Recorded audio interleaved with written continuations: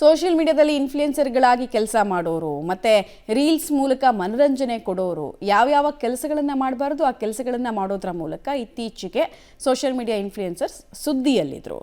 ಈಗ ಕೆಟ್ಟ ಮೇಲೆ ಬುದ್ಧಿ ಬಂತು ಅನ್ನೋ ಹಾಗೆ ಈ ಸೋಷಿಯಲ್ ಮೀಡಿಯಾ ಇನ್ಫ್ಲುಯೆನ್ಸರ್ಗಳು ತಾವು ಮಾಡಿದ ತಪ್ಪಿನ ಬಗ್ಗೆ ಅರಿವಾಗಿ ಯಾವ್ಯಾವ ಅಕೌಂಟ್ನಲ್ಲಿ ಬೆಟ್ಟಿಂಗ್ ಆ್ಯಪ್ ಬಗ್ಗೆ ಪುಂಖಾನುಪುಂಖವಾಗಿ ಪುಂಗಿ ಊದ್ತಾ ಜನರನ್ನ ದಾರಿ ತಪ್ಪಿಸುವಂತಹ ಪ್ರಯತ್ನ ಪಟ್ಟಿದ್ರು.